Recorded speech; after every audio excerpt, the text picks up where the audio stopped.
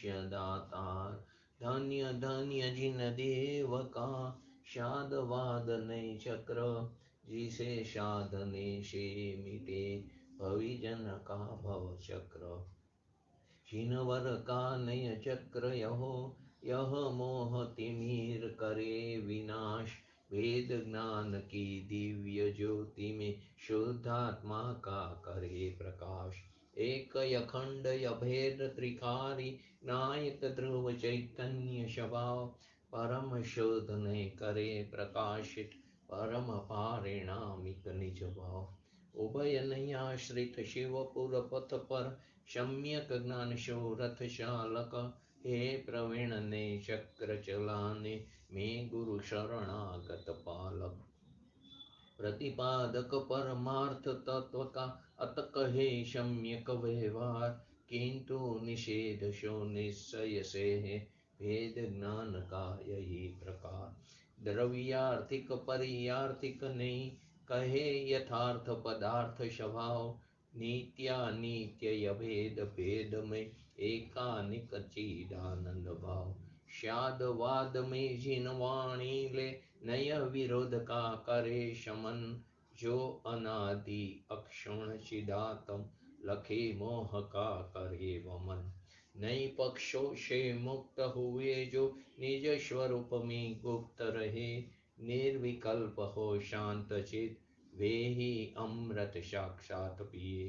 जिन प्रवचन का मर्म अहो यह जानो नय रहस्य का सार, अंतर्मुख परिणीति में बहती चिदानंद रस अमृत धार। श्री जिन वरनी वंदना करो सहज निष्काम, पक्षांति क्रांत परमात्मा पामो मंगल धाम। नय प्रमाण थी जानिने सप्त तत्व नो मर्म, रत्न त्रय निधि प्राप्त करी नाशे त्रिविध दुष्कर्म। नमो रिंगटणं नमो शिटणं नमो ऐरणं नमो वज्रणं नमो लोये शव श्रवणं। चत्तारि मंगलम अरिहंता मंगलम सिद्धा मंगलम शाहु मंगलम केवली पंतो धर्म मंगलम। चत्तारि लोकोत्तमा अरिहंता लोकोत्तमा सिद्धा लोकोत्तमा शाहु लोकोत्तमा केवली पंतो धर्मो लोकोत्तमा। चत्तारि शरणं भोजामि अरिहंते शरणं भोजामि सिद्धे शरणं भोजामि शाहु शरणं भोजामि केवली पंतो धर्मो शरणं भोजामि। ओम नमो अरिहंताण। આગમ નયની અંદર આપણે 47 નય ચાલી રહ્યા છે, તે 47 નયની અંદર આપણે ગયા વખતે થોડા એના પોઈન્ટ જોયા હતા અને પછી દ્રવ્ય નય અને પર્યાય નયની ચર્ચા થઈ હતી. તો સમયસાર પરિસ્થિતિમાં જ્ઞાનને આત્માનું અસાધારણ લક્ષણ બતાવવામાં આવ્યું છે અને અહીંયા આત્માને ચૈતન્ય સામાન્યથી વ્યાપ્ત અનંત ધર્મનો અધિષ્ઠાતા કહેવામાં આવ્યો છે. અહીંયા આત્માને ચૈતન્ય સામાન્યથી વ્યાપ્ત અનંત ધર્મ જે છે સ્વરૂપની અંદર એનો તેને અધિષ્ઠાતા કહેવામાં આવ્યો છે. એટલે કે આત્મા જે છે તે અનંત ધર્માત્મક છે, અનંત ધર્મોથી ભરેલો છે અને તેનો ચૈતન્ય સ્વભાવ તે અનંત ધર્માત્મક આત્માની અંદર વ્યાપ્ત છે. એનો જે ચૈતન્ય સ્વભાવ છે તે અનંત ધર્મો આત્માની અંદર પડ્યા છે એની અંદર તે વ્યાપ્ત છે. તેથી આત્મા ચૈતન્ય સ્વરૂપ સિદ્ધ થયો અને આ જ ચૈતન્ય એટલે કે જ્ઞાન આત્માનું અસાધારણ લક્ષણ કહેવામાં આવ્યું છે. આત્મા પોતાના અનંત ધર્મોમાં વ્યાપ્ત કેવો છે? ધર્મી છે.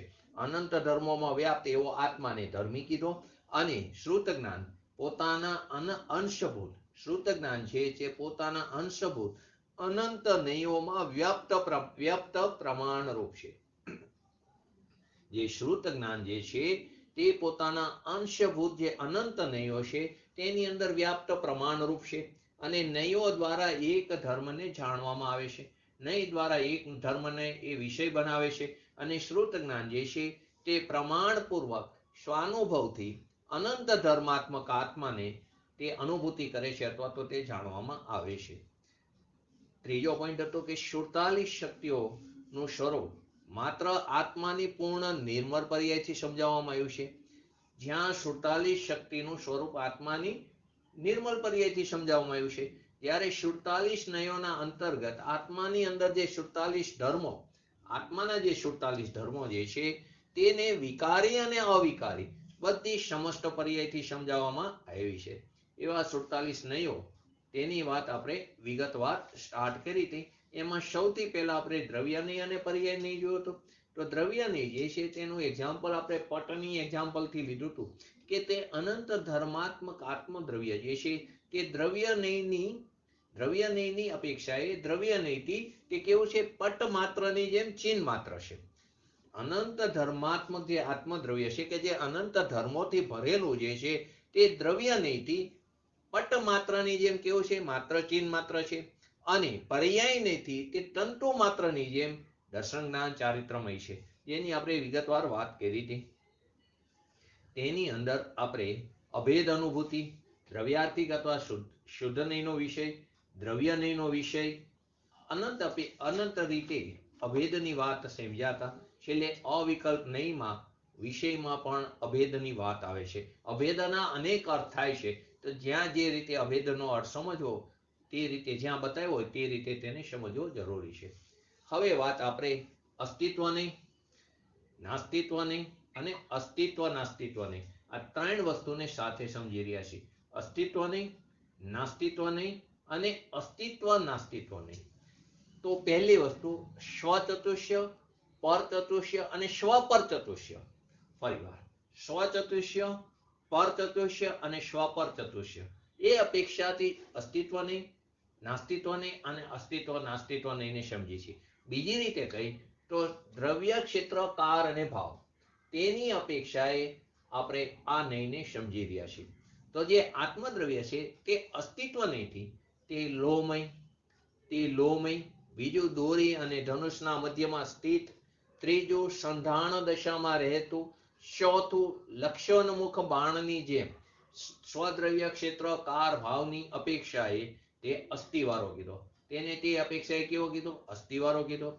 નાસ્તિત્વ નયથી અલોમય, દોરી અને ધનુષ્યના મધ્યમાં સ્થિત નહીં થયો થકો, સ્થિત નથી, સંધાણ દશામાં ન રહેતો થકો અને અલક્ષ્યનો મુખ. ઓલામાં લક્ષ્યનો મુખ હતો, આમાં અલક્ષ્યનો મુખ. તે જ બાણની જેમ પરદ્રવ્ય, પરક્ષેત્ર, પરકાર અને પરભાવની અપેક્ષાએ કેવો છે? તે નાસ્તિવાળો છે. હવે ત્રીજું અસ્તિત્વ નાસ્તિત્વ નયથી લોમય તથા અલોમય, દોરી અને ધનુષ્યના મધ્યમાં સ્થિત થયો તકો અને દોરી અને ધનુષ્યના મધ્યમાં સ્થિત નહીં થયો તકો. ત્રીજું સંધાણ દશામાં રહેતો થકો અને સંધાણ દશામાં નહીં રહેતો થકો. લક્ષ્યનો મુખ અને અલક્ષ્યનો મુખ એની જેમ બાણની જેમ અનુક્રમે સ્વપર, દ્રવ્ય, ક્ષેત્ર, કાર, ભાવની અપેક્ષાએ તે અસ્તિત્વ અને નાસ્તિત્વની છે. એના આપણે અમુક પોઈન્ટ જોયા હતા, પછી આપણો સમય પૂરો થયો. તો પહેલું આત્મા બધી જ વસ્તુના, આત્મા તથા બધી વસ્તુ જગતની અંદર જાતિ અપેક્ષાએ 6 દ્રવ્ય, સંખ્યા અપેક્ષાએ જે અનંત દ્રવ્યો છે તે બધી જ વસ્તુઓમાં અસ્તિત્વ અને નાસ્તિત્વને દ્રવ્ય, ક્ષેત્ર, કાર અને ભાવની અપેક્ષાએ સમજાવવામાં આવ્યા છે. આત્મા તો બરાબર, એ સિવાય જગતની અંદર રહેલા અનંત જે પદાર્થો જે છે તે બધાને અસ્તિત્વ અને નાસ્તિત્વને, તેના અસ્તિત્વને અને તેના નાસ્તિત્વને દ્રવ્ય, ક્ષેત્ર, કાર અને ભાવના આધારે સમજાવવામાં આવ્યા છે. સ્વદ્રવ્ય, ક્ષેત્ર, કાર, ભાવથી જ વસ્તુની સત્તા અથવા અસ્તિત્વ છે. કોઈ પણ વસ્તુની સત્તા, કોઈ પણ વસ્તુનું અસ્તિત્વ તે તેના સ્વદ્રવ્ય, સ્વક્ષેત્ર, સ્વકાર અને સ્વભાવથી છે. ત્રીજો પોઈન્ટ હતો પરદ્રવ્ય, પરક્ષેત્ર, પરકાર અને પરભાવથી વસ્તુનું અસ્તિત્વ નથી, અર્થાત નાસ્તિત્વ છે. સ્વથી અસ્તિત્વ છે અને પરદ્રવ્ય, પરક્ષેત્ર, પરકાર અને પરભાવથી વસ્તુનું અસ્તિત્વ નથી, એટલે કે નાસ્તિત્વ છે. ચોથો પોઈન્ટ હતો તેથી વસ્તુ સ્વરૂપથી છે, પરરૂપથી નથી. સ્વરૂપની વસ્તુ જે છે પોતાના સ્વ અસ્તિત્વથી છે અને પર અસ્તિત્વથી નથી, એટલે કે સ્વરૂપથી છે, પરરૂપથી નથી. આત્મા પણ પોતાના ચૈતન્ય સ્વરૂપથી છે. દરેક ભગવાન આત્મા પોતાના ચૈતન્ય સ્વરૂપથી છે અને શરીર આદિ રૂપે નથી. સ્વરૂપથી છે અને પરરૂપથી નથી. તો પોતાનું સ્વરૂપ ચૈતન્ય સ્વભાવ છે, તો આત્મા પણ પોતાના ચૈતન્ય સ્વરૂપથી છે અને શરીર આદિ જે પરદ્રવ્યો છે તેનાથી તે નથી. શરીર આદિ પરદ્રવ્યની અપેક્ષાએ શરીર આદિ પદ્રવ્યોની અપેક્ષાએ આત્માનું નાસ્તિત્વ છે. શરીર આદિ પદ્રવ્યની અપેક્ષાએ જો તો આત્માનું શું છે? નાસ્તિત્વ છે. એટલે કે તેનું અસ્તિત્વ નથી. આ પદ્રવ્ય છે, આ પેન, એમાં આત્માનું શું છે? અસ્તિત્વ નથી, એટલે કે નાસ્તિત્વ છે. પદ્રવ્યની અપેક્ષાએ અમે પેન બતાવી, તે પેનની અંદર આત્માનું નાસ્તિત્વ છે, એટલે કે તેનું અસ્તિત્વ નથી. તો પરદ્રવ્ય, પરક્ષેત્ર, પરકાર અને પરભાવની અપેક્ષાએ આ પેનની અંદર આત્માનું શું છે? નાસ્તિત્વ છે. એનું અસ્તિત્વ નથી. નાસ્તિ ધર્મ જે છે તેને સમજવા માટે પરનો આધાર લેવો પડે છે. આત્માનું નાસ્તિત્વ સમજવા માટે આપણે પેનનો આધાર લીધો, પરનો આધાર લેવો પડે છે. પરંતુ આત્માના નાસ્તિત્વ ધર્મની સત્તા આત્મામાં જ છે. પરનો આધાર લીધો, પરંતુ આત્માના નાસ્તિત્વ ધર્મની જે સત્તા જે છે તે આત્મામાં આત્માથી જ છે, તે પરથી નથી. પરનો આધાર લીધો સમજાવવા માટે, પરંતુ આત્માના નાસ્તિત્વ ધર્મની જે સત્તા જે છે તે આત્માના નાસ્તિત્વ ધર્મની સત્તા આત્મામાં આત્માથી છે. શરીરમાં અથવા શરીરથી નથી, આત્મામાં આત્માથી છે. શરીરમાં શરીરથી નથી, શરીરમાં અથવા શરીરથી તેનું નાસ્તિત્વની સત્તા નથી. આત્માના નાસ્તિત્વ ધર્મની સત્તા આત્મામાં આત્માથી છે. આત્મામાં શરીર રૂપે ન થવાની, આત્મા જે છે તે શરીર રૂપે અથવા તો પેન રૂપે ન થવાની યોગ્યતા, આત્માની આ પેન રૂપે ન થવાની યોગ્યતા, અથવા તો એક ક્ષેત્ર વગાએ જે શરીર સાથે આપણે જોડાયેલા છીએ તે શરીર રૂપે ન થવાની જે યોગ્યતા છે, એટલે કે જે આત્માનું અસ્તિત્વ જે છે તે શરીરને કારણે ન હોવાની યોગ્યતા જ નાસ્તિત્વ ધર્મનું સ્વરૂપ છે. ફરીવાર, આત્માના શરીર રૂપે ન થવાની જે યોગ્યતા છે, એટલે કે આત્માનું જે અસ્તિત્વ જે છે તે શરીરને કારણે ન હોવાની યોગ્યતા, શરીરને કારણે ન હોવાની યોગ્યતા જે છે તે જ આત્માનું નાસ્તિત્વ છે. હજી ફરીવાર ન સમજાય તો, આત્માનું શરીર રૂપે ન હોવાની જે યોગ્યતા છે તે શરીર રૂપે નથી. આત્મા એ શરીર રૂપે ન હોવાની યોગ્યતા, એટલે કે આત્માનું જે અસ્તિત્વ છે તે શરીરને કારણે ન હોવાની જે યોગ્યતા છે તે આત્માનું નાસ્તિત્વ, અને એ આત્માનું નાસ્તિત્વ આત્મામાં આત્માથી છે, શરીરમાં કે શરીરથી નથી. પ્રત્યેક વસ્તુનું અસ્તિત્વ પોતાના સ્વચતુષ્ય છે. દરેક વસ્તુનું સ્વચતુષ્ય પોતાના, દરેક વસ્તુનું જે અસ્તિત્વ છે તે પોતાના સ્વચતુષ્યથી છે, પોતાના દ્રવ્ય, ક્ષેત્ર, કાર અને ભાવથી છે. પર ચતુષ્યથી તેનું અસ્તિત્વ નથી. તેથી જ્યારે પણ એનો ઉપયોગ કરી, પ્રયોગ કરી તો સાવધાની રાખવી જોઈએ કે શેમાં શેની નાસ્તિ કહેવામાં આવી છે.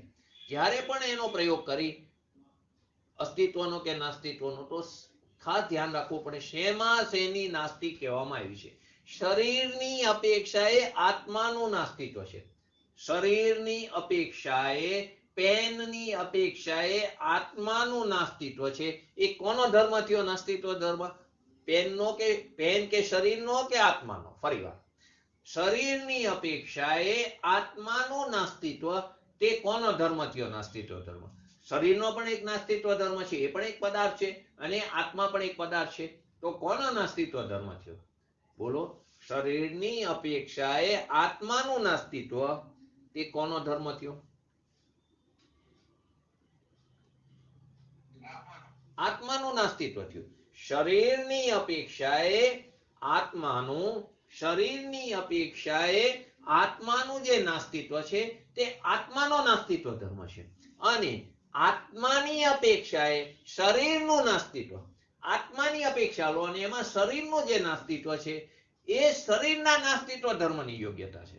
ફરીવાર, શરીરની અપેક્ષાએ આત્માનું નાસ્તિત્વ, તે આત્માનો નાસ્તિત્વ ધર્મ છે, અને આત્માની અપેક્ષાએ શરીરનું નાસ્તિત્વ હોવું તે શરીરનો નાસ્તિત્વ ધર્મ છે. માટે શેમાં શેની નાસ્તિ કીધી છે એ સમજવું જરૂરી છે.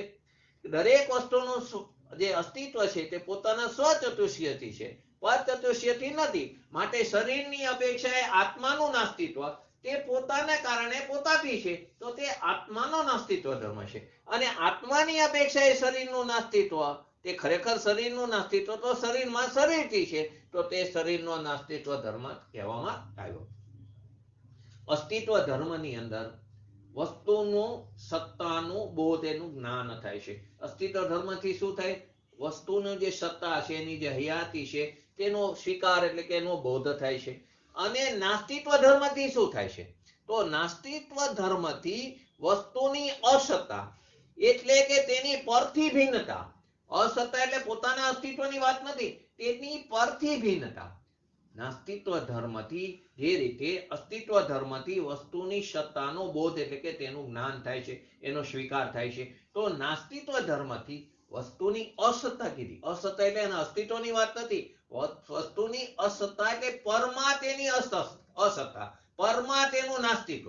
તો શું થયું? પરથી ભિન્નતા બતાવી. નાસ્તિત્વ ધર્મથી વસ્તુની અસત્તા એટલે કે પરથી ભિન્નતા, પરથી સ્વતંત્રતા અને પરની અંદર અત્યંતાભાવની સિદ્ધિ થઈ. એક દ્રવ્યનો બીજા દ્રવ્યમાં અભાવ, જે અત્યંતાભાવ છે, તેની પણ સિદ્ધિ થઈ.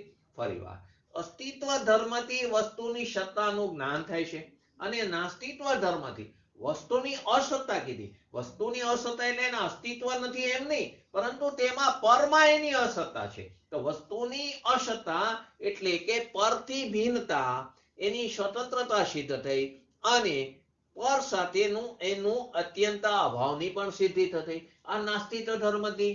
નાસ્તિત્વ ધર્મથી શું થયું? તો કે વસ્તુની આટલી વસ્તુની અસત્તા એટલે કે વસ્તુની સ્વતંત્રતા સિદ્ધ થઈ, પરથી ભિન્નતા સિદ્ધ થઈ અને પર સાથે એનો અત્યંતાભાવ પણ સિદ્ધ થયો. અને અસ્તિત્વથી વસ્તુની સત્તા સિદ્ધ થઈ, વસ્તુની સત્તાનું જ્ઞાન થયું. 8મો પોઈન્ટ. લૌકિક જીવનમાં પણ નાસ્તિત્વના અનુભૂતિના પ્રસંગ આપણને ઘણા બધા જોવા મળે છે. લૌકિકની અંદર પણ આપણે દ્રવ્ય, ક્ષેત્ર, કાર અને ભાવની ચારેયની અપેક્ષાએ લૌકિકના એક્ઝામ્પલ લઈએ તો કે લૌકિક જીવનમાં પણ નાસ્તિત્વની અનુભૂતિ, અસ્તિત્વનું તો સમજાઈ જાય છે, આ નાસ્તિત્વ સમજવું અઘરું પડે છે. તો કે લૌકિક જીવનમાં પણ નાસ્તિત્વની અનુભૂતિના પ્રસંગ બહુ જ બને છે. જેવી રીતે કોઈ પણ વિશિષ્ટ કાર્યક્રમ હોય, કોઈ એક અલગ પ્રકારનો કાર્યક્રમ હોય, એમાં કોઈ અલગ એક ખાસ વ્યક્તિનું ન હોવું. એક વિશિષ્ટ કાર્યક્રમ છે અને એ વિશિષ્ટ કાર્યક્રમમાં કોઈ વિશિષ્ટ વ્યક્તિનું ન હોવું તે ઘણું બધું કહી જાય છે. કેમ કે કાર્યક્રમ એના માટે હોય તો તરત આપણે ઘણીવાર કોઈ એવો પ્રસંગ હોય અને એમાં કોઈ મેઇન વ્યક્તિ ન હોય, તો એમ કે ધારો કે કોઈ પંડિતનો સ્વાધ્યાય ચાલતું હોય અને કોઈ અભ્યાસી જીવની ગેરહાજરી હોય ને તરત નોટ થાય. તો કોઈ વિશિષ્ટ કાર્યક્રમમાં વિશિષ્ટ વ્યક્તિનું ન હોવું તે ઘણું બધું કહી જાય છે. લૌકિકમાં આવા ઘણા બધા એક્ઝામ્પલ જોવા મળે છે. તો આપણે એમાં દ્રવ્ય, ક્ષેત્ર, કાર અને ભાવની અપેક્ષાએ જોઈ. પહેલી, આજના પૂજ્ય ગુરુદેવશ્રીના પ્રવચનમાં ફલાણી વ્યક્તિનું આવ્યા કે જે નિયમિત આવતા હતા. પૂજ્ય ગુરુદેવશ્રીના જીવનમાં આવા એક બે એક્ઝામ્પલ બહુ સરસ એના દાખલા પણ આવે છે. એનાથી ખબર પડે લોકોની રુચિ કેવી છે. એક ભાઈ નિયમિત ગુરુદેવના પ્રવચનમાં સોનગઢમાં એક પર્ટિક્યુલર સીટ ઉપર બેસતા હતા, જ્યાં ગુરુદેવની નજર બરાબર એની સામે જાય. એ સીટ ઉપર એવરીડે ટાઈમે પહોંચી જતા હતા. એક દિવસ એમની હાજરી નહોતી, અડધી કલાક રહીને પ્રવચનમાં આવ્યા. ગુરુદેવનું બધું નોટિંગ થયું હતું કે આ ભાઈ આટલા નિયમિત આવે છે અને આજ કેમ આજ લેટ આવ્યા. એમને ન પૂછ્યું, એમની બાજુવાળાને પૂછ્યું કેમ આજ આ ભાઈ લેટ આવ્યા. તો કે એમનો એકનો એક દીકરો એક્સપાયર્ડ થઈ ગયો, એનું દેહ પરિવર્તન થઈ ગયું. તો એ શમશાને ગયા, શમશાનેથી ઘરેથી સ્નાન કરીને સીધા મંદિરે આવ્યા. એમાં એમને એટલે સીડી સાંભળવા આવ્યા. તમે વિચાર કરો, એકનો એક દીકરો નાની ઉંમરમાં એનો દેહ પરિવર્તન થયો, છતાં પણ એને તત્વની વાતને તે એને ઇગ્નોર નથી કરીને આપણે નાની નાની વસ્તુમાં અહીંયા જ કાપ મૂકી છે. તો આજના પ્રવચનમાં ફલાણી વ્યક્તિ નો આવ્યા. આ પ્રસંગમાં શું, આમાં કઈ અપેક્ષા આવી? આજના ફલાણા પ્રસંગમાં આ વ્યક્તિ નો આવ્યા, ફલાણી વ્યક્તિ, વિશિષ્ટ વ્યક્તિ નો આવ્યા. તો ત્યાં દ્રવ્યની નાસ્તિ થઈ. શું થઈ? આજના પ્રવચનમાં ફલાણી વ્યક્તિ નો આવ્યા, વ્યક્તિ દ્રવ્ય થયું. ફલાણી વ્યક્તિ નો આવ્યા તો શું થયું? દ્રવ્યની નાસ્તિ થઈ. બીજું, હું જયપુર કે હું સોનગઢ નથી જઈ રહ્યો. હું સોનગઢ નથી જઈ રહ્યો. પૂજ્ય ગુરુદેવશ્રીના જન્મ જયંતિમાં હું સોનગઢ નથી જઈ રહ્યો. તો શું થયું? આ પ્રસંગમાં શેની નાસ્તિ થઈ? આ પ્રસંગમાં ક્ષેત્રની નાસ્તિ થઈ. હું પૂજ્ય ગુરુદેવ શ્રીની જન્મજયંતિમાં કે પૂજ્ય ગુરુદેવ શ્રીના સમાધિના દિવસે કારતક વદ સાતમે હું સોનગઢ નથી જઈ રહ્યો, તો એમાં શેની નાસ્તી થઈ? આમાં ક્ષેત્રની નાસ્તી થઈ. બરાબર, આ લૌકિક એક્ઝામ્પલ. ત્રીજું, હું કાલે નહીં આવું. ઘણી વાર કે હું કાલે નહીં આવું, આપણો કાલનો સ્વાધ્યાય નથી, તો હું કાલે નહીં આવું. આ પ્રસંગમાં કારની નાસ્તી થઈ. શેની નાસ્તી થઈ? કારની નાસ્તી થઈ. ચોથું, મને ભૂખ નથી. ઘણી વાર કહે છે મને આજ ભૂખ નથી, તો એ શું થયું? આ પ્રસંગમાં ભાવની નાસ્તી થઈ. દ્રવ્ય, ક્ષેત્ર, કાર અને ભાવ. આજના પ્રવચનમાં ફલાણી વ્યક્તિ નથી, દ્રવ્યની નાસ્તી થઈ. હું સોનગઢ નથી જઈ રહ્યો, એમાં ક્ષેત્રની નાસ્તી થઈ. હું કાલે નહીં આવું, એમાં કારની નાસ્તી થઈ. મને ભૂખ નથી, એમાં ભાવની નાસ્તી થઈ. આ પ્રકારના અનેક પ્રયોગ આપણા લૌકિક જીવનમાં જોવા મળે છે. જેવી રીતે કોઈ મોટા નેતા હોય, ધારો કે ભાજપમાં અમિત શાહ હોય અને બહુ જ મોટું ભાજપનું મેઇન ફંક્શન હોય, એમાં ન હોય, તો તરત એની ચર્ચા થાય છે. એમાં ઘણા બધા સંકેત લોકો સમજી લે છે. તેથી અસ્તિ નાસ્તિ બંને પક્ષોથી વસ્તુ સ્વરૂપને સમજવામાં આવે છે. તેથી અસ્તિ અને નાસ્તિ બંને પક્ષથી વસ્તુ સ્વરૂપને સમજવું જરૂરી છે. એને આવે છે. જે વ્યક્તિ, મેં આજે આ પોસ્ટ મૂકી છે, જે વ્યક્તિ આ અસ્તિ નાસ્તિ ધર્મને યથાર્થ જાણે છે, જે વ્યક્તિ આ અસ્તિ નાસ્તિ ધર્મને જેમ છે તેમ યથાર્થ સ્વરૂપે જે જાણે છે, તે જ વ્યક્તિ જગતમાં બધા પદાર્થોની પરસ્પર ભિન્નતાને તે ઘણી સારી રીતે સમજી શકે છે. તે જ વ્યક્તિ જગતની અંદર અનંત પદાર્થો જે છે, એ બધા પદાર્થોની પરસ્પર જે ભિન્નતા છે, તેને તે બહુ વ્યવસ્થિત રીતે તે જાણી શકે છે, સમજી શકે છે. અને એને જાણવાથી શું થાય છે કે પર પદાર્થોની સાથે જે આપણી અનાદિકાળની જે એકત્વ બુદ્ધિ છે, એનો નાશ થાય છે. તો પર પદાર્થોથી એકત્વ બુદ્ધિ જે છે આપણે એ તૂટે છે. અને પરથી આપણે લાભ ગેરલાભ જવાની જે આપણી મિથ્યા માન્યતા અનાદિકાળથી પડી છે, પરને કારણે મને લાભ થયો, પરને કારણે મને નુકસાન થયું, એ જે મિથ્યા માન્યતા છે તે પણ ત્યાંથી છૂટે છે. આ રહસ્યને સમજવાનું સાચું આપણને ફળ શું મળ્યું કે બધા પર પદાર્થોના આશ્રયની આપણી જે રુચિ છે, પરની જે રુચિ છે, પરની જે અધિકતા છે, પરની જે વિસ્મયતા છે, તે બધા પર પદાર્થના આશ્રયની રુચિ ત્યાં વિલય પામે છે, વિરામ પામે છે, સમાપ્ત થઈ જાય છે. અને એક નિજ ભગવાન આત્માની રુચિ, પોતાના એક નિજ ભગવાન આત્માની જ રુચિ જાગૃત થાય છે. ફરીવાર, જે વ્યક્તિ આ અસ્તિ નાસ્તિ ધર્મને યથાર્થ રૂપે જે જાણે છે, તે જ વ્યક્તિ જગતના બધા પદાર્થની પરસ્પર ભિન્નતા અથવા તો બીજી રીતે કોઈ દરેક દ્રવ્યની સ્વતંત્રતાને તે સમજી શકે છે, યથાર્થ રીતે તે સમજી શકે છે. અને એને જાણવાથી આપણને જે પર પદાર્થો સાથે જે એકત્વ બુદ્ધિ છે, એને કારણે મમત્વ, કર્તૃત્વ, ભોક્તૃત્વ જે થાય છે, તે બધા પર પદાર્થોની એકત્વ બુદ્ધિ તે તૂટે છે. અને પરથી આપણે જેને લાભ નુકસાન માની છીએ, તે મિથ્યા માન્યતાનો પણ નાશ થાય છે. અને એનાથી આપણને શું ફાયદો થયો, શું ફળ મળે છે? એના ફળ સ્વરૂપે કે બધા પર પદાર્થોના આશ્રયની રુચિ સમાપ્ત થઈ જાય છે, વિલય પામે છે, વિરામ પામે છે. અને એક ભગવાન આત્માની, નિજ ભગવાન આત્માની જ રુચિ આપણને જાગૃત થઈ જાય છે, સાચી અંતરંગ રુચિ થાય છે. અને રુચિ અનુસાર વીર્ય થાય છે, તો કાર્ય પણ પ્રગટ થાય છે. તો કાર્યની જે ઉત્પત્તિમાં નિમિત્તની ઉપસ્થિતિ અનિવાર્ય છે. કોઈ પણ કાર્ય થાય એમાં નિમિત્તની હાજરી અવશ્ય છે. નિમિત્તથી કાર્ય નથી થતો, પણ નિમિત્તની હાજરી હોય છે. નિમિત્તનો નિષેધ નથી કરવાનો, નિમિત્તથી કાર્ય થાય છે એવી નિમિત્તાધીન દ્રષ્ટિનો નિષેધ કરાયો છે પૂજ્ય ગુરુદેવશ્રીએ. તો કાર્યોત્સદની કોઈ પણ કાર્યની ઉત્પત્તિ થાય, તો કાર્યની ઉત્પત્તિમાં નિમિત્તની કાર્યની કોઈ પણ ઉત્પત્તિ, કોઈ પણ કાર્ય ઉત્પન્ન થાય તેમાં નિમિત્તની ઉપસ્થિતિ અનિવાર્ય છે. અને કેટલાક પ્રસંગોમાં નિમિત્ત અભાવરૂપ પણ હોય છે. એવું નથી બધે નિમિત્ત સદભાવ રૂપે. કેટલાક પ્રસંગોમાં નિમિત્ત અભાવ રૂપે પણ હોય છે. જેવી રીતે સમુદ્રમાં શાંત પાણી છે, સમુદ્રનું નિષ્તરંગ એટલે કે શાંત જે પાણી છે, એ અવસ્થામાં હવાનું ન ફરકવું, પવન જ ન હોય, હવાનું ન ફરકવું, તો તરંગો એકદમ શાંત પાણી છે, તો એમાં હવાનું ન ફરકવું એ નિમિત્તનો અભાવ થયો. કેટલાક પ્રસંગોમાં નિમિત્તનો અભાવ પણ હોય છે, તો કે ઘણાનો સદભાવ હોય, તો આ સમુદ્રનું એક્ઝામ્પલ લીધું લૌકિકમાં. અને આત્મામાં રાગાદિની ઉત્પત્તિમાં રાગાદિની અનુત્પત્તિ, ઉત્પત્તિમાં તો પરનું અવલંબન છે, પરના લક્ષ્ય રાગદ્વેષાદિ વિકાર પરિણમન થાય છે, પરંતુ રાગાદિની અનુત્પત્તિમાં રાગદ્વેષાદિ ઉત્પન્ન નથી થતા, એ બધા પ્રસંગોમાં દ્રવ્ય કર્મનો ઉદય ન હોવો, ભાવ કર્મની અનુત્પત્તિમાં દ્રવ્ય કર્મનો ઉદય ન હોવો, તો એ પણ શું થયું? નિમિત્તનો અભાવ થયો. આવા અભાવરૂપ નિમિત્તના ઉદાહરણ, જે નાસ્તિત્વની અપેક્ષાએ વાત છે, અભાવરૂપ નિમિત્તના ઉદાહરણ પણ ઘણા છે. એને કારણે નાસ્તિત્વ ધર્મની જે મહત્તા જે છે, જેને સમજવું જરૂરી છે, તે પણ અહીંયા ઝળકે છે. નાસ્તિત્વ ધર્મ કેટલો અગત્યનો છે. 12મો પોઈન્ટ, આચાર્ય સમદભદ્ર આચાર્યજીએ અભાવકાંતનું પણ આપ્તમીમાંસામાં ખંડન કરીને અસ્તિત્વ ધર્મની અહીંયા સિદ્ધિ કરી છે, જેને આપણે વિગતવાર સમજશું. અને ભાવેકાંતનું પણ ખંડન કરીને નાસ્તિત્વ ધર્મની મહત્તા ત્યાં બતાવી છે. આ વસ્તુ આપણે થોડીક ડિટેલમાં આગળ સમજશું નહીંમાં.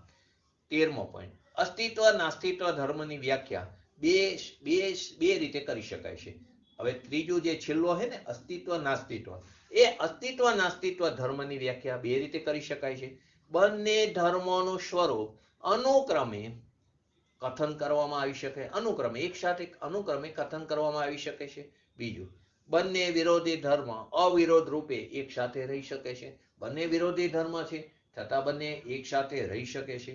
એવી યોગ્યતાને ત્રીજા ભંગ દ્વારા બતાવવા. ત્રીજો ભંગ થયો. પહેલો ભંગ અસ્તિત્વ, બીજો ભંગ નાસ્તિત્વ, ત્રીજો ભંગ અસ્તિત્વ નાસ્તિત્વ. તો કે અસ્તિત્વ નાસ્તિત્વ ધર્મ જે છે, એ યોગ્યતાને ત્રીજા ભંગ દ્વારા બતાવવામાં આવી છે. માટે વસ્તુને કથનતીત ઉભયરૂપ પણ કહેવામાં આવી છે. વસ્તુને કેવી રીતે? કથનતીત ઉભયરૂપ પણ કહેવામાં આવી છે. ફરીવાર, અસ્તિત્વ નાસ્તિત્વ ધર્મની વ્યાખ્યા બે રીતે કરી. પહેલું, કે બંને ધર્મોનું અનુક્રમે કથન કરવામાં આવી શકે છે. બીજું, બંને વિરોધી ધર્મ અવિરોધપણે એક સાથે રહી શકે છે. એવી જે યોગ્યતા છે, એને આ ત્રીજા ભંગ દ્વારા બતાવવામાં આવી છે. તે વસ્તુને કથનતીત ઉભય રૂપ પણ કહેવામાં આવી. 14મો પોઈન્ટ, અસ્તિત્વ નાસ્તિત્વને ભેરવીને, અસ્તિત્વ અને નાસ્તિત્વ એ બંનેને ભેરવી દેવાથી ત્રીજો ભંગ બની ગયો એવું નથી. ઘણાને એવું કે અસ્તિત્વ અને નાસ્તિત્વને ભેગું કર્યું અને અસ્તિત્વ નાસ્તિત્વ, એમ નથી. અસ્તિત્વ અને નાસ્તિત્વને બંનેને મિક્સ કરીને ત્રીજો ભંગ બન્યો એવું નથી. ઉભય રૂપ રહેવાની યોગ્યતા વાળો ત્રીજો અલગ ધર્મ છે. વસ્તુમાં તો અનંત ધર્મ છે ને. એક ધર્મ અસ્તિત્વ ધર્મ છે, બીજો ધર્મ નાસ્તિત્વ ધર્મ છે, અને ત્રીજો ધર્મ અસ્તિત્વ નાસ્તિત્વ ધર્મ છે. એવું નથી આ અસ્તિત્વ અને નાસ્તિત્વ બે મળીને ત્રીજો બન્યો. ત્રીજો આવો એક અસ્તિત્વ નાસ્તિત્વ રૂપ ઉભય રૂપ રહેવાની યોગ્યતા વાળો એક અલગ ધર્મ છે, જે ત્રીજા ભંગ દ્વારા, ત્રીજા નય દ્વારા કહેવામાં આવી રહ્યો છે. એ જ રીતે બાકીના ચાર પણ અવ્યક્તત્વ લીશું આપણે. અસ્તિત્વ અવ્યક્તત્વ, નાસ્તિત્વ અવ્યક્તત્વ અને અસ્તિત્વ નાસ્તિત્વ અવ્યક્તત્વ, બધા અલગ અલગ ધર્મ છે, એકબીજાને મળીને નથી. તો આ રીતે બાકીના ચાર ભંગ પણ વસ્તુની તે જ પ્રકારની યોગ્યતા સ્વતંત્ર ધર્મ છે, એકબીજાને કનેક્ટેડ નથી. આ માત્ર બે ધર્મનો વિસ્તાર નથી. અસ્તિત્વ અને નાસ્તિત્વ બે ધર્મનો વિસ્તાર નથી, કારણ કે 7 પ્રકારના ધર્મ છે. અને માટે આ સપ્તભંગીની વાત છે. 7 પ્રકારના ધર્મ છે, માટે 7 પ્રકારની જિજ્ઞાસા પણ ઉત્પન્ન થાય છે, જેને આપણે એક્ઝામ્પલથી સમજશું. 7 પ્રકારના ધર્મ છે, તો 7 પ્રકારની જિજ્ઞાસા પણ ઉત્પન્ન થાય છે, માટે 7 ભંગ પણ બને છે. છેલ્લો પોઈન્ટ 15મો, જો બંને ધર્મો એક સાથે ન રહે તો વસ્તુની સત્તા સુરક્ષિત રહી શકે નહીં. તેથી ઉભય ધર્મને જરૂરથી સ્વીકાર કરવો પડે. બંને ધર્મો અવિરોધ રૂપે સાથે ન રહી શકે તો વસ્તુની સત્તા સુરક્ષિત નથી બનતી. તેથી ઉભય ધર્મને પણ ત્રીજો જે ધર્મ છે તેને પણ સ્વીકારવો પડે. આ એના મેઇન પોઈન્ટ. હવે આપણે એને વિસ્તારમાં, જે કદાચ 2 દિવસ લાગશે આખું અસ્તિત્વ નાસ્તિત્વને સમજવા. આ ત્રણેયને ફરીવાર, અસ્તિત્વ આત્મદ્રવ્ય, અસ્તિત્વ નહીંથી લોમય આપણે લીધું એક પોઈન્ટ. એમાં ક્યાં દ્રવ્ય લાગ્યું, ક્યાં ક્ષેત્ર લાગે, ક્યાં કાર અને ક્યાં ભાવ. કેમ કે આપણે અસ્તિત્વ નહીંને અને નાસ્તિત્વ નહીંને સ્વદ્રવ્ય, સ્વક્ષેત્ર, સ્વકાર, સ્વભાવ અને પરદ્રવ્ય, પરક્ષેત્ર, પરકાર અને ભાવ, પરભાવથી સમજવાનું છે. તો આત્મદ્રવ્ય અસ્તિત્વ નહીંથી લોહમય દોરી અને ધનુષ્યના મધ્યમાં સ્થિત સંધાન દશામાં રહેતા લક્ષણમુખ બાણની જેમ સ્વદ્રવ્ય ક્ષેત્ર કારણ ભાવની અપેક્ષાએ અસ્તિત્વ વાળો છે આત્મદ્રવ્ય. નાસ્તિત્વ નહીંથી અલોમય દોરી અને ધનુષ્યના મધ્યમાં સ્થિત ન રહેતો થકો સંધાન દશામાં ન રહેતો થકો અને અલક્ષણ મુખ તેજ બાણની જેમ પરદ્રવ્ય પરક્ષેત્ર પરકાર અને પરભાવની અપેક્ષાએ તે કેવો છે? નાસ્તિત્વ વાળો છે. અને અસ્તિત્વ નાસ્તિત્વથી લોમય અલોમય દોરી અને ધનુષ્યના મધ્યમાં સ્થિત થયો તકો દોરી અને ધનુષ્યના મધ્યમાં સ્થિત ન થયો તકો સંધાન દશામાં રહેતો તકો અને સંધાન દશામાં ન રહેતો તકો. આ શબ્દ જે છે તે પણ સમજવું. સંધાન દશા એટલે શું? સંધાન દશામાં રહેતો તકો અને સંધાન દશામાં ન રહેતો તકો લક્ષણ મુખની જેમ અને અલક્ષણ મુખની જેમ તે જ બાણવાળો સ્વપર દ્રવ્ય ક્ષેત્ર કાર ભાવની અપેક્ષાએ અસ્તિત્વ નાસ્તિત્વ ધર્મ જે છે તેની ત્યાં સિદ્ધિ કરે છે. આ ભગવાન આત્માના ધર્મોનું શું છે? વિશ્લેષણ છે. સમયસારમાં ભગવાન આત્મામાં ઉછળતી અનંત શક્તિઓનું વિવેચન કરવામાં આવ્યું. સમયસારમાં ભગવાન આત્મામાં ઉછળતી અનંત શક્તિનું ત્યાં વિવેચન કરવામાં આવ્યું છે. તેમાં મુખ્યત્વે 47 શક્તિની વાત આવે છે. અને પ્રવચન સારની અંદર આત્મામાં સદા વિદ્યમાન અનંત ધર્મોનું વિવેચન છે. સમયસારમાં આત્માની અંદર ઉછળતી અનંત શક્તિની વાત કરી છે. તો પ્રવચન સારની અંદર આત્માની અંદર વિદ્યમાન સદા વિદ્યમાન રહેતા અનંત ધર્મનું અહીંયા વિવેચન કર્યું છે. ન તો અનંત શક્તિઓનું, ન તો અનંત શક્તિનું જ અને ન અનંત ધર્મોનું જે વિશ્લેષણ છે તે સંભવ છે. ન તમે અનંત શક્તિનું વિશ્લેષણ કરવા માટે શક્તિમાન છો કે ન અનંત ધર્મનું વિશ્લેષણ સંભવ છે. સમયસારમાં નમૂના રૂપમાં 47 શક્તિનું અહીંયા વિવેચન કર્યું છે અને પ્રવચન સારમાં 47 ધર્મનું વિવેચન કર્યું છે. કેમ કે સમયસાર જે છે તે શ્રદ્ધા પ્રધાન ગ્રંથ છે. સમયસાર શું કેવું છે? શ્રદ્ધા પ્રધાન ગ્રંથ છે અને તેથી તેમાં શ્રદ્ધેયરૂપ શક્તિનું વર્ણન કર્યું છે. સમયસાર જે છે તે શ્રદ્ધા પ્રધાન ગ્રંથ છે, તેથી ત્યાં શ્રદ્ધેયરૂપ શક્તિનું વર્ણન કર્યું છે. અને જે પ્રવચન સાર છે તે જ્ઞાન પ્રધાન ગ્રંથ છે. સમયસાર શ્રદ્ધા પ્રધાન ગ્રંથ છે માટે ત્યાં શ્રદ્ધેય એવી શક્તિનું વર્ણન કર્યું છે શ્રદ્ધેયરૂપ, અને પ્રવચન સાર તે જ્ઞાન પ્રધાન ગ્રંથ છે, તેથી તેમાં જ્ઞેયરૂપ ધર્મો અને તેને જાણવા વાળા નયોનું પ્રતિપાદન છે. જ્ઞેયરૂપ ધર્મો જે છે, જ્ઞેયરૂપ ધર્મ જે છે તે અને તેને જાણવા વાળા નયોનું તેની અંદર પ્રતિપાદન કરવામાં આવ્યું છે. આ 47 નયોના માધ્યમથી જે આત્માથી ભગવાન આત્માના 47 ધર્મને જાણીને અને સમયસાર આની આત્મખ્યાતિમાં જે ટીકા છે એના દ્વારા પ્રતિપાદિત જે 47 શક્તિઓ આત્માની છે તેને ઓળખીને અનંત શક્તિને સમજી શકે છે અને અનંત ધર્મોના અધિષ્ઠાતા જે ભગવાન આત્મા છે એમાં પોતાનું અહમપણું તે સ્થાપિત કરે છે. 47 શક્તિને જાણીને એની અંદર રહેલી અનંત શક્તિની સામર્થ્યતાનો તેને સ્વીકાર થાય છે અને અનંત 47 ધર્મને સમજીને એનો જે અધિષ્ઠાતા જે ભગવાન આત્મા છે તેને સમજે છે, તેમાં અહમપણું તે સ્થાપિત કરે છે અને તેને તે પોતાનો જાણે અને માને છે. તેમાં તે જામી જાય છે, તેમાં તે રમણ કરે છે. શ્રદ્ધા જ્ઞાન ચારિત્ર ત્રણે પણ આવ્યું. તેને જાણે છે જ્ઞાન, તેને માને છે પ્રતીતિ એટલે કે શ્રદ્ધા, અને તેમાં રમણ કરે છે, તેમાં જામી જાય છે ચારિત્ર.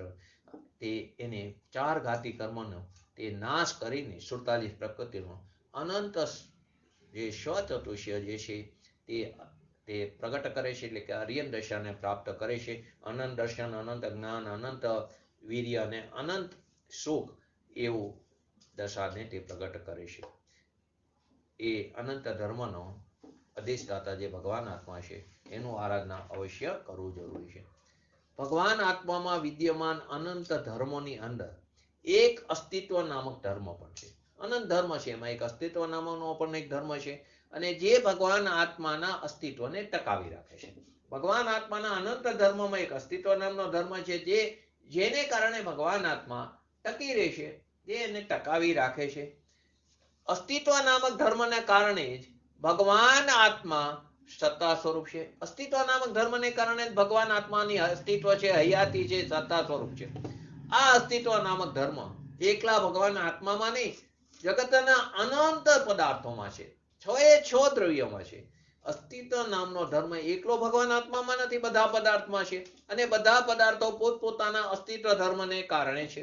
બધા પદાર્થોમાં પોતપોતાના અસ્તિત્વ ધર્મ છે. અને તે બધા પદાર્થ પોતપોતાના અસ્તિત્વ ધર્મને કારણે ટકી રહ્યા છે. કેમ કે દરેક દ્રવ્ય અનાદિ અનંત છે. દ્રવ્યનો ક્યારે નાશ થતો નથી. સાયન્સ પણ કહે છે મેટર ઇઝ કેવું છે, matter is always constant, matter never destroyed, તે ક્યારે નાશ પામતી નથી. ઇટ ચેન્જ ઇટ્સ ફોર્મ, તે તેની અવસ્થા બદલે છે. તો દ્રવ્ય પણ કેવા છે, અનાદિ અનંત છે, તેનો ક્યારે નાશ થતો નથી. તો કે તે પોતાના અસ્તિત્વ ધર્મથી કેવા છે, ટકી રહ્યા છે. કોઈ પણ પદાર્થને પોતાનું અસ્તિત્વ ટકાવી રાખવા માટે, કોઈ પણ પદાર્થ છે, ધારો કે આ સ્કેલ છે, આ પેન છે, તે એને પોતાનું અસ્તિત્વ ટકાવી રાખવા માટે કોઈ અન્યના સહારાની એક લેશ માત્ર પણ આવશ્યકતા નથી. કોઈ પણ વસ્તુને પોતાનું અસ્તિત્વ ટકાવી રાખવા માટે કોઈ અન્ય દ્રવ્યના સહાયની જરૂર નથી. એક વાત પણ સત્ય છે કે બધા પદાર્થમાં પોતપોતાનો અસ્તિત્વ ધર્મ છે. તો પણ અહીંયા તો આત્માના અસ્તિત્વની વાત ચાલે છે. તો અહીંયા આપણે કેવું એક્ઝામ્પલ લીધું, અહીંયા દોરી અને ધનુષ્યના મધ્યમાં સ્થિત, સંધાન દશામાં રહેલું અને લોખંડના બાણનું ઉદાહરણ આપીને ભગવાન આત્માના અસ્તિત્વ ધર્મને સમજાવવામાં આવ્યો છે. જેમ હવે એક્ઝામ્પલથી સમજી, જેમ કોઈ બાણ સ્વદ્રવ્યની અપેક્ષાએ કેવું છે, લોહમય છે. બાણ કેવું છે, લોઢાનું. એટલે જેમ કોઈ બાણ સ્વદ્રવ્યની અપેક્ષાએ લોહમય લોઢો ઈ શું થયું, દ્રવ્ય થયું. તો અહીંયા દ્રવ્યની વાત આવી. જેમ આપણે 4 એક્ઝામ્પલ જોયા હતા ને, આજ ફલાણી વ્યક્તિ પ્રવચનમાં નથી, દ્રવ્યની અપેક્ષાએ જોયું. ક્ષેત્રની અપેક્ષાએ હું સોનગઢ પૂજ્ય ગુરુદેવ શ્રીની જન્મ જયંતિમાં હું સોનગઢ નથી જઈ રહ્યો, તે ક્ષેત્રની અપેક્ષાએ. કારની અપેક્ષાએ શું આવ્યું હતું, બોલો, હું કાલે નહીં આવું, તે કારની અપેક્ષા આવ્યું. અને ભાવની અપેક્ષાએ મને ભૂખ લાગી, તો એ દ્રવ્ય ક્ષેત્ર કાર ભાવની 4 વાત આવી. બસ અહીં હવે આપણે એક્ઝામ્પલમાંથી 4 વાત કાઢવાની છે. જેમ કોઈ પણ બાણ સ્વદ્રવ્યની અપેક્ષાએ કેવું છે, લોહમય છે. સ્વ ક્ષેત્રની અપેક્ષાએ કેવું છે, એ જ લોઢાના બાણની અપેક્ષાએ આપણે આત્મામાં જવાનું છે. તો એ સ્વ ક્ષેત્રની અપેક્ષાએ દોરી અને ધનુષ્યના મધ્યમાં સ્થિત છે. એનું ક્ષેત્ર ક્યાં છે બાણનું, કે દોરીથી ખેંચેલું હોય આપણે એની કમાન, તો એ વચ્ચે બાણ છે, તો દોરી અને ધનુષ્યના મધ્યમાં સ્થિત થયેલું થકું એનું ક્ષેત્ર થયું. સ્વકારની અપેક્ષાએ તે સંધાન દશામાં ટંકાયેલું છે, એ એનો સ્વકાર છે. ટંકાયેલું એનો સ્વકાર છે, સંધાન દશામાં રહેલું. એટલે કે ધનુષ ઉપર ચડાવીને ખેંચેલી દશામાં છે. કોઈ ખેંચીને રાખ્યું હોય, ખેંચેલી દશા એટલે સંધાન દશા થઈ. અને સ્વભાવની અપેક્ષા કેવું છે, લક્ષ્યની તરફ છે, લક્ષ્યનો મુખ છે. તો દ્રવ્ય, ક્ષેત્ર, કાર અને ભાવ, બાણનું એક્ઝામ્પલ જે આપણે આપ્યું ને, જે ત્રણેયમાં આપણે લીધું, અસ્તિત્વ, નાસ્તિત્વ અને અસ્તિત્વ. જેમાં સ્વ ચતુષ્ય, પર ચતુષ્ય અને સ્વપર ચતુષ્ય 3 અપેક્ષા આવી. તો બાણ જે છે તે સ્વદ્રવ્યની જેવી અપેક્ષાએ કેવું છે, લોહમય છે. સ્વક્ષેત્રની અપેક્ષાએ દોરી અને ધનુષ્યના મધ્યમાં સ્થિત થયું. સ્વકારની અપેક્ષાએ તો કે સંધાન દશામાં, એટલે કે ખેંચાયેલી, ધનુષ ઉપર ચડાવેલી એટલે ખેંચેલી દશામાં છે. અને ભાવની અપેક્ષાએ તે કેવું છે, સ્વભાવની અપેક્ષાએ લક્ષ્યની તરફ ટંકાયેલું છે, નિશાન તરફ ટાંકેલું છે. આ રીતે બાણના સ્વદ્રવ્ય, સ્વક્ષેત્ર, સ્વકાર અને સ્વભાવથી અપેક્ષાએ તે અસ્તિત્વ વાળું કીધું. તે જ રીતે ભગવાન આત્મા અસ્તિત્વ નહીથી સ્વચતુષ્યની અપેક્ષાએ કેવો છે, અસ્તિત્વ વાળો છે. તો ભગવાન આત્મા આ જ રીતે અસ્તિત્વ નહીથી એટલે કે સ્વચતુષ્યની અપેક્ષાએ કેવો છે, અસ્તિત્વ વાળો છે. હવે એમાં કેવી રીતે દ્રવ્ય ક્ષેત્ર કાર ભાવ લાગશે એ સમજીએ. પોતાના સંપૂર્ણ ગુણ પર્યાયનો પિંડ એને દ્રવ્ય કીધું. સ્વદ્રવ્યની અપેક્ષાએ પોતાના અંદર રહેલા અનંત ગુણોની જે પર્યાયોનો જે પિંડ જે છે તે શું થયું, સ્વદ્રવ્ય થયું. આત્મા કેવો છે, પોતાના અથવા કોઈ પણ દ્રવ્ય લો, પોતાના ગુણ પર્યાયના પિંડને એને સ્વદ્રવ્ય કીધું. પોતાના આત્માની અપેક્ષાએ પોતાના અસંખ્ય પ્રદેશો ને સ્વક્ષેત્ર કીધું. આત્માને અસંખ્ય પ્રદેશ, જીવના કેટલા પ્રદેશ છે, અસંખ્ય પ્રદેશ છે ને. આપણે દ્રવ્યનું સ્વરૂપ સમજાય, એમાં ક્ષેત્ર કેટલા છે જીવનું? અસંખ્યાત પ્રદેશો છે એના. બોલો બધાના. પૂતગલના કેટલા છે? ધર્માસ્તિકાયના કેટલા? અધર્માસ્તિકાયના કેટલા? આકાશના કેટલા? કાળના કેટલા? બોલો. આત્મા એટલે કે જીવના તો અસંખ્યાત પ્રદેશ છે. પૂતગલના કેટલા?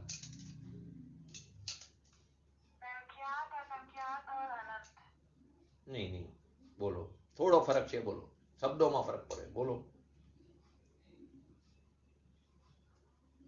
બોલો જયંતિભાઈ, છાયાબેન, રીનિતાબેન. હે નહીં નહીં નહીં નહીં. પૂતગલના પ્રદેશો કેટલા? એક પ્રદેશી, બહુ પ્રદેશી ને અનંત પ્રદેશી. પરમાણુ છે એક પ્રદેશી છે, બે પરમાણુ હોય તો બહુ પ્રદેશી, અને બે થી વધારે પરમાણુ ભેગા થઈને જે સ્કંદ બને એને પણ પૂતગલ કહે છે, એ અનંત પ્રદેશી. બરાબર. ધર્માસ્તિકાય કેટલા છે? કેટલા પ્રદેશી? ક્ષેત્રની અપેક્ષાએ વાત ચાલે. કેટલા પ્રદેશી છે? પહેલો છે આ તો પ્રાઇમરી, અહીંથી તો શરૂ થાય છે જૈન ધર્મ.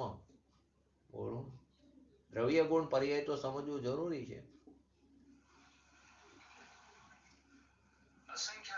હા, અસંખ્યાત પ્રદેશી છે. અધર્માસ્તિકાય, આકાશ,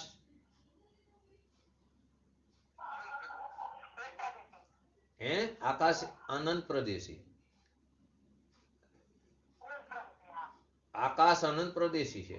એના અનંત પ્રદેશ થી અનંત અનંત ગુણ અનંત અનંત ઘણા ગુણ આત્માની અંદર પડેલા છે. કાર કેટલા પ્રદેશી?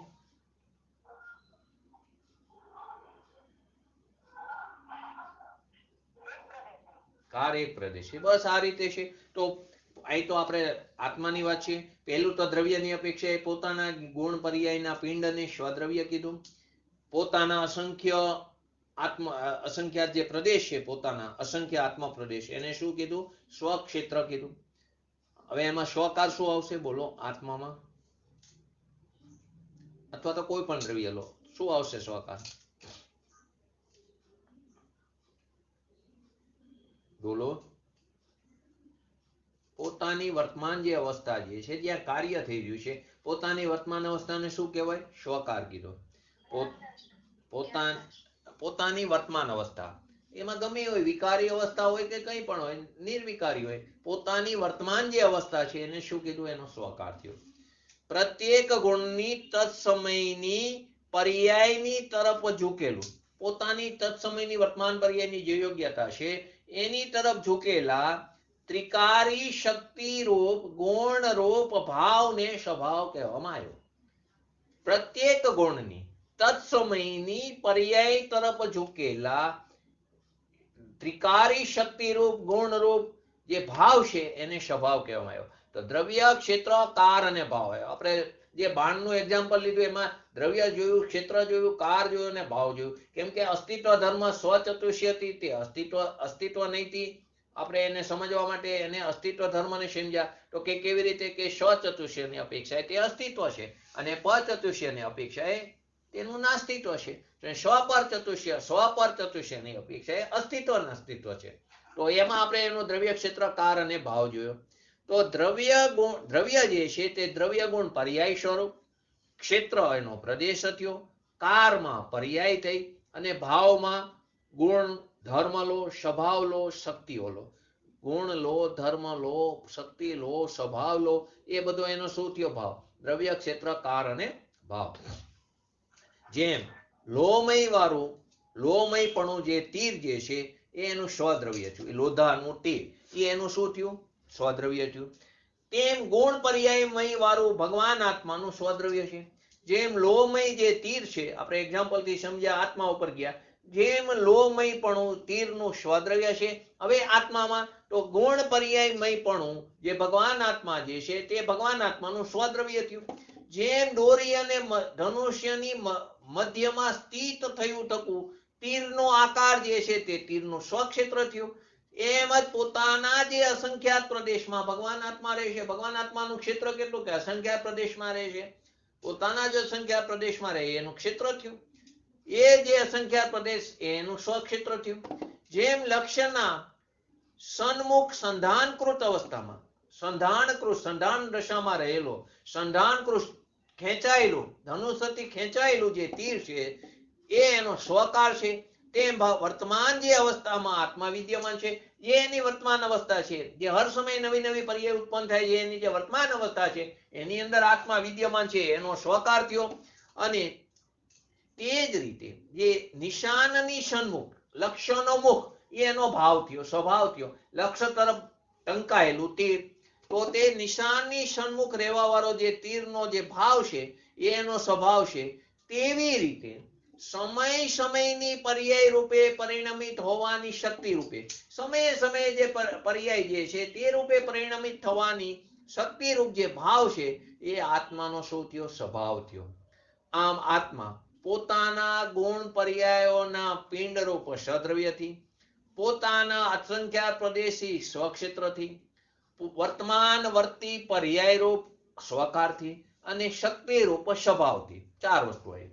ભગવાન આત્મા પોતાના ગુણ પર્યાયના પિંડ રૂપ સ્વદ્રવ્યથી, પોતાના અસંખ્યાત પ્રદેશી સ્વક્ષેત્રથી, વર્તમાન વર્તો પર્યાય રૂપ એનો સ્વકાર અને શક્તિ રૂપ સ્વભાવથી અસ્તિત્વ ધર્મ વાળો છે. આ અસ્તિત્વ ધર્મમાં સ્વદ્રવ્ય, સ્વક્ષેત્ર, સ્વકાર અને સ્વભાવ, આ ચાર વાતો સમાયેલી છે. અસ્તિત્વ ધર્મની અંદર ચાર વસ્તુ છે: સ્વદ્રવ્ય, સ્વક્ષેત્ર, સ્વકાર અને સ્વભાવ. પ્રત્યેક વસ્તુનું અસ્તિત્વ આ ચાર વાતોમાં સમાયેલું. દરેક વસ્તુ, ધારો કે ફૂટપટ્ટી સ્કેલ છે, એનું અસ્તિત્વ એના સ્વદ્રવ્ય, સ્વક્ષેત્ર, સ્વકાર અને સ્વભાવમાં સમાયેલું છે. પોતાને આત્માર્થી મુમુક્ષો આપણે કહીએ છીએ એ કહેવા વાળા જે લોકો દ્રવ્ય, ક્ષેત્ર, કાર, ભાવ સંબંધી જે આ વાત છે એને વિકલ્પ કહીને અપેક્ષા કરવાનું જે વિચારે છે, તેમને ખરેખર પૂજ્ય ગુરુદેવ શ્રી જે એમનું જે કથન છે એના ઉપર ખાસ ધ્યાન આપવું જોઈએ. ઘણા એમ કે આનો તો ચાર ભેદ પડી ગયા, આ તો એક વિકલ્પ ઉત્પન્ન થયો, આપણે તો નિર્વિકલ્પ દશામાં જવું છે. તો ખરેખર એને સાચું જ્ઞાન નથી. આપણે લૌકિકમાં પણ ચાર એક્ઝામ્પલ લીધા કે પૂજ્ય ગુરુદેવ શ્રીના પ્રવચનમાં ફલાણી વ્યક્તિ નહોતા, એ દ્રવ્યની અપેક્ષાએ વાત એવી. ત્રીજું, ક્ષેત્રની અપેક્ષાએ હું સોનગઢ નથી જઈ રહ્યો, તે ક્ષેત્રની અપેક્ષાએ વાત છે. ત્રીજી, કારની અપેક્ષાએ હું કાલે જઈ રહ્યો છું, તે કારની અપેક્ષાએ થઈ. અને ભાવની અપેક્ષાએ મને ભૂખ લાગી છે, તે ભાવની અપેક્ષાએ. કોઈ પણ વસ્તુને સમજવા માટે આ ચાર વસ્તુ જરૂરી છે. તો હવે આ ચાર જે છે ને તમે વિકલ્પ કહો છો, મારે તો નિર્વિકલ્પ, એને ભેદ પડ્યો માટે કે વિકલ્પ થયો તો કે મારે તો નિર્વિકલ્પ દશામાં જવું છે. તો આ વસ્તુ બરાબર નથી. આવું જે માની રહ્યા છે તે પૂજ્ય ગુરુદેવ શ્રીની વાતને સમજવી જરૂરી છે. એકલું જ અસ્તિત્વ કોને? પ્રશ્ન કેવી શંકા ઉત્પન્ન થાય? તમે એકલા જ અસ્તિત્વની વાત કરો ને, એક અસ્તિત્વમાં તમે દ્રવ્ય, ક્ષેત્ર, કાર અને ભાવ એવા ચાર ભેદ શું કામ કર્યા? આ ચાર પ્રકારના જાણવાથી તો વિકલ્પ ઉત્પન્ન થાય છે, એનાથી તો ખલેલ ઉત્પન્ન થાય છે. મારે તો નિર્વિકલ્પ દશામાં જવું છે, આમાં તો શું થયું? મને વિકલ્પ ઉત્પન્ન થાય છે. તો એના સમાધાનમાં શું આવશે? દ્રવ્ય, ક્ષેત્ર, કાર અને ભાવ એવા ચાર પ્રકાર વસ્તુની અંદર જ છે. આ જે દ્રવ્ય, ક્ષેત્ર, કાર અને ભાવ, આ ચાર જે પ્રકાર છે તે વસ્તુમાં જ છે. જ્યારે વસ્તુના ચારેય પ્રકારને સારી રીતે જાણીએ ત્યારે તમે વસ્તુના અસ્તિત્વને માયનું કહેવાય. કેમ કે વસ્તુની અંદર જ છે. તો તમે આ ચાર પ્રકારને જો સારી રીતે જાણો તો જ તમે વસ્તુના અસ્તિત્વને માયનું કહેવાય. વિકલ્પ નથી. આ ચાર પ્રકારો વડે વસ્તુને જાણવી જ યથાર્થ વાત છે. આ ચાર પ્રકાર વડે જ વસ્તુને જાણવી એ જ યથાર્થ જ્ઞાન કહેવામાં આવ્યું છે. આ પૂજ્ય ગુરુદેવ શ્રીના શબ્દો છે. આત્મા છે એવું તો માને, કોઈ મને કે આત્મા છે એવું તો માને, પણ તેનું ક્ષેત્ર કેટલું છે, તેની પર્યાયો કેવી છે, તેનું ક્ષેત્ર કેવું છે, તેની પર્યાયો કેવી છે, તેનો ધર્મ શું છે, એ ન જાણે તો એને આત્મા દ્રવ્યનું અસ્તિત્વને જ માન્યું નથી. એકલું દ્રવ્ય માન્યું, આત્મા માન્યું, પણ એનું ક્ષેત્ર કેટલું છે, આત્મા અસંખ્યાત પ્રદેશી છે એવું ન માને. આ એની પર્યાયો કેવી છે, એની પર્યાય ઉત્પાદવી વાળી છે, એની પર્યાય અનંતી છે. તો એવી પર્યાયોને ન માને, પર્યાયો કેવી છે અને એનો ધર્મ શું છે, એનો સ્વભાવ શું છે, એવું જો ન જાણે તો એને ખરેખર આત્મદ્રવ્યનું અસ્તિત્વ જ એને યથાર્થ રૂપથી ખ્યાલમાં આવ્યું નથી. અસ્તિત્વ શબ્દમાં દ્રવ્ય, ક્ષેત્ર, કાર અને ભાવ એ ચારેય વસ્તુ સમાઈ જાય છે. અસ્તિત્વ શબ્દની અંદર જ આ ચારેય વસ્તુ સમાઈ જાય છે. એટલે દ્રવ્ય, ક્ષેત્ર, કાર અને ભાવને જાણવા જરૂરી છે. ગુણની વ્યાખ્યા બોલો ને, આપણે પાઠશાળામાં શીખ્યા હોય નાના હોય ત્યારે શું આવે છે ગુણની ડિફાઇન શું આવે છે જે બોલો जो द्रव्य के संपूर्ण भाग और संपूर्ण अवस्थाओं में पाया जाता है उसको गुण कहते हैं। જે દ્રવ્યના પૂરા ભાગમાં અને દરેક અવસ્થામાં જોવા મળે તેને ગુણ કીધું હવે દ્રવ્યના એટલે દ્રવ્ય આવ્યું એના પૂરા ભાગમાં એટલે ક્ષેત્ર આવ્યું અને દરેક અવસ્થામાં તો તે કાર આવ્યો અને તેને શું કહેવામાં આવ્યું ગુણ એટલે સ્વભાવ તો દ્રવ્ય ક્ષેત્ર કાર ભાવ એમાંય આવી જાય છે ઈ જ વાત છે કે આ અસ્તિત્વ તો દ્રવ્ય ક્ષેત્ર કાર ભાવને જાણવાથી જ અસ્તિત્વને ખ્યાલ આવશે વસ્તુનું જે અસ્તિત્વની એક સહજ પ્રક્રિયા છે એક લૌકિકમાં પણ સહજ પ્રક્રિયા છે અને દરેક વસ્તુના અસ્તિત્વની આ સહજ પ્રક્રિયા છે કેવી રીતે જો સમજી કોણ પહેલું શું કોણ ક્યાં ક્યારે અને કેમ ચાર વસ્તુ સમજો કોણ બરાબર ક્યાં ક્યારે અને કેમ ફરીવાર કોણ ક્યાં ક્યારે અને કેમ બરાબર આ પ્રશ્નોના જવાબ વગર કોઈ વ્યક્તિનું અસ્તિત્વ સિદ્ધ થતું નથી ફરીવાર કોણ ક્યારે ક્યાં અને કેમ આ ચાર પ્રશ્નોના જવાબ વગર કોઈ વસ્તુનું અસ્તિત્વ આપણે એક્ઝામ્પલથી સમજશું એનું અસ્તિત્વ સિદ્ધ થતું નથી વસ્તુના અસ્તિત્વની આ સિદ્ધિ માટે દરેક વસ્તુના સંબંધમાં આ ચાર પ્રશ્નોના જવાબ આવશ્યક જ નહીં અનિવાર્ય છે કોઈ પણ વસ્તુના અસ્તિત્વની સિદ્ધિ માટે આ ચાર પ્રશ્નોના કયા ચાર પ્રશ્નો કોણ ક્યારે કોણ ક્યાં ક્યારે અને કેમ આ ચાર પ્રશ્નોના જવાબ જાણવા આવશ્યક નહીં અનિવાર્ય છે કોણ એટલે દ્રવ્ય થયું કોણ એટલે શું થયું દ્રવ્ય ક્યાં એટલે ક્ષેત્ર થયું ક્યારે કાર થયો અને કેમ ભાવ થયો ફરીવાર કોણમાં શું આવ્યું કોણ એટલે દ્રવ્ય થયું એ તો ખ્યાલ આવી ગયો કોણ એટલે દ્રવ્ય ક્યાં તો કે ક્યાં કઈ જગ્યાએ ક્ષેત્ર થયું ક્યારે સમય એટલે કે કાર થયો અને કેમ તો એ ભાવ થયો હવે આપણે એના પછી એક્ઝામ્પલ સમજીએ હું તમને એમ કહું કે તે તમને કોઈ પણ વ્યક્તિ તે આપને મળવા માંગે છે હું તમને એમ પૂછું કે કોઈ પણ વ્યક્તિ એટલે તે બોલ્યો તે આપણને એટલે કે તમને મળવા માંગે છે હવે તો તરત આપના એટલે કે તમારા મગજમાં ચાર પ્રશ્નો ઉપસ્થિત થઈ જશે મેં તમને એટલું કીધું તે તમને મળવા માંગે છે તો તમારા મગજમાં ચાર પ્રશ્નો ઉપસ્થિત થઈ જાય એક સાથે તરત જ તમે કહેશો કોણ મળવા માંગે છે કોણ મળવા માંગે છે તે તમે કીધું પણ કોણ મળવા માંગે છે તે ક્યાં મળવા માંગે છે તે ક્યારે મળવા માંગે છે અને કેમ મળવા માંગે છે તમે સ્વાભાવિક આ પ્રશ્ન થશે તમને હું એટલું કીધું તે તમને મળવા માંગે છે તરત તમે પૂછો કોણ મળવા માંગે છે ક્યાં મળવા માંગે છે ક્યારે મળવા માંગે છે અને કેમ મળવા માંગે છે આ ચાર પ્રશ્નોના જવાબ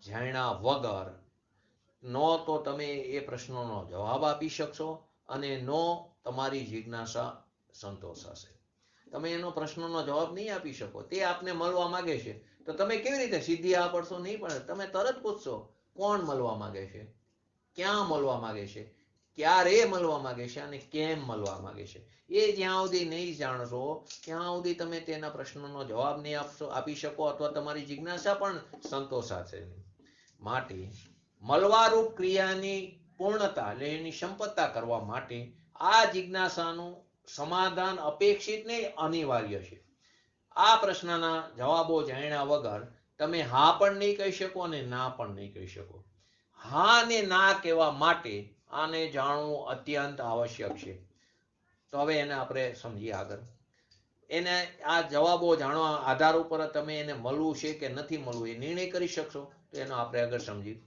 કોણ મળવા ચાહે પેલું શું આવ્યું કોણ મળવા ચાહે આ પ્રશ્નના જવાબમાં જો એમ કહેવામાં આવે તમને કે વાંજણીનો પુત્ર તમને મળવા માંગે છે શું વાંજણીનો પુત્ર જેને પુત્ર જ ન હોય એને વાંજણી કહી છે તો વાંજણીનો પુત્ર આપણને તમને મળવા માંગે છે તો તમે શું તરત હસીને કહેશો શું મજાક કરો છો વાંજણીના પુત્રનું આ લોકમાં ગુણ પર્યાય રૂપ અસ્તિત્વ જ નથી વાંજણીના પુત્રનું આ લોકમાં ગુણ પર્યાય રૂપ અસ્તિત્વ જ નથી તો પછી એને કેવી રીતે મળી શકાય એનું અસ્તિત્વ જ નથી વાંજણીનો પુત્ર જ ન હોય તો વાંજણીના પુત્રનું ગુણ પર્યાય રૂપ અસ્તિત્વ નથી તો એને કેવી રીતે મળી શકાય? આ પહેલું.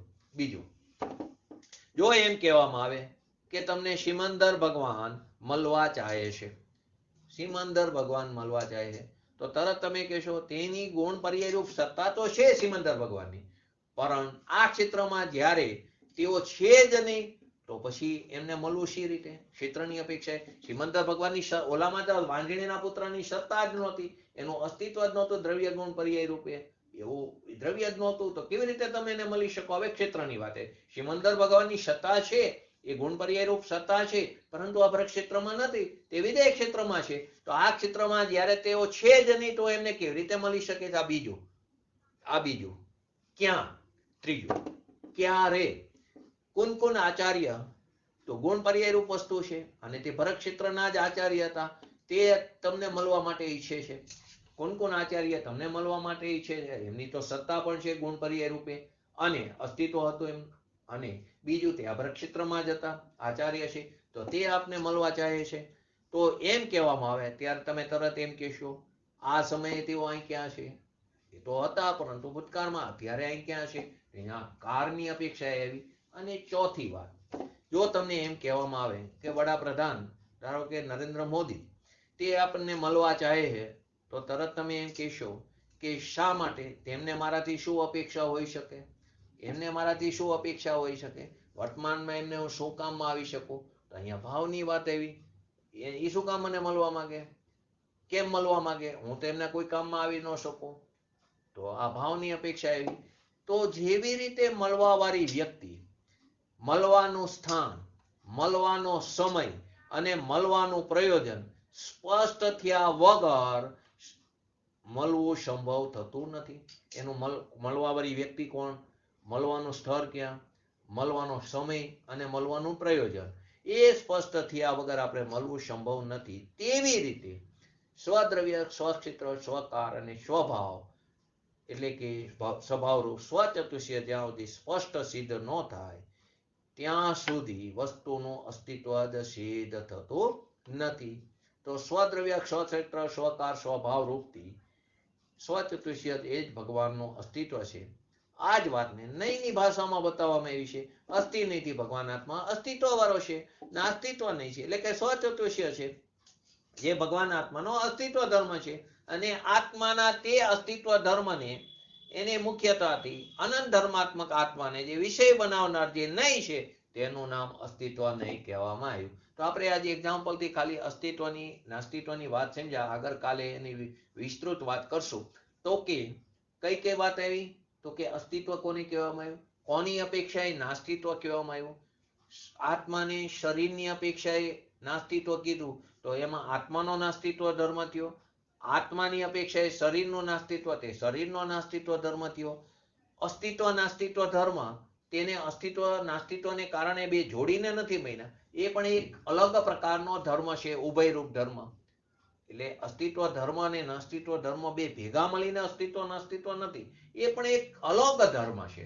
તો તે પણ આપણે આજે જોયું. તો આપણે અસ્તિત્વ નાસ્તિત્વ નાસ્તિત્વ તે ધર્મ છે તેમાં લોમય તીરની અપેક્ષાએ એક્ઝામ્પલથી આપણે એને સમજી રહ્યા છીએ. તેમાં આગળ આવતીકાલે વાત કરશું. તો આ નિર્ણય સમજવું ખૂબ જરૂરી છે. એની મેં છેલ્લે પોસ્ટ પણ હું તમને મૂકી હતી કે કેમ જાણવું જરૂરી છે. પૂજ્ય ગુરુદેવશ્રીના શબ્દોમાં જ મૂકી હતી કે ભગવાન આત્માની જે વાત છે તે જ્યાં સુધી અસ્તિત્વ ધર્મ અને નાસ્તિત્વ ધર્મને યથાર્થ રીતે નહીં જાણી ત્યાં સુધી આપણને વસ્તુ સ્વરૂપનો સ્પષ્ટ ખ્યાલ આવતો નથી. તે વસ્તુ આખી મેં બોલો. लास्ट एग्जांपल आपने कौन सा लिया था वो समझ नहीं आया, वो आवाज कट गई थी. लास्ट एग्जांपल जैसे कौन में आपने 5 का पुत्र लिया था, क्या આ કોણમાં વાંજણીનો પુત્ર લીધો હતો. ક્ષેત્રની અપેક્ષાએ સિમંદર ભગવાન લીધા હતા, કાળની અપેક્ષાએ કુન આચાર્ય દેવ લીધા હતા, અને ભાવની અપેક્ષાએ કોઈ પણ મહાન વ્યક્તિ હોય, ધારો કે અત્યારે હયાતમાં મોદી છે અથવા તો કોઈ પણ લો આગળ પડતો દુનિયામાં, એ આપણને મળવા શું કામ માંગે? મારે એમને મારું શું કામ પડ્યું? કેમ મળવા માંગે છે મને? એ ભાવની અપેક્ષા છે. એને મારી શું જરૂર છે? એને શું પ્રયોજન છે? ટૂંકમાં શું પ્રયોજન છે? ભાવની અપેક્ષા થયું.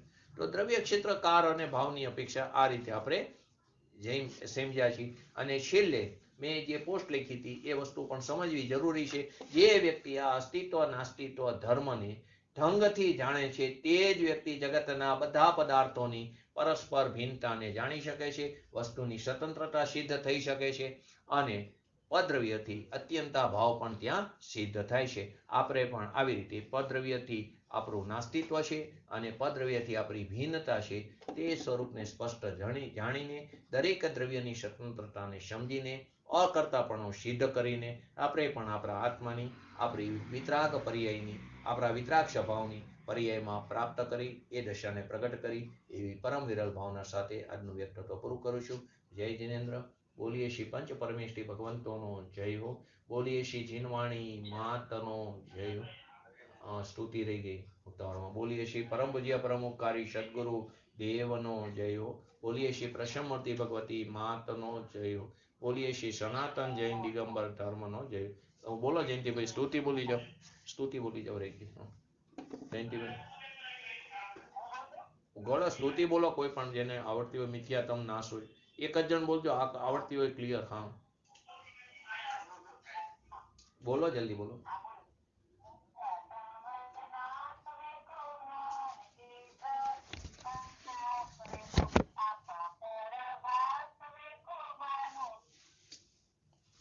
भानु सी बखानी है. बोलो આગળ.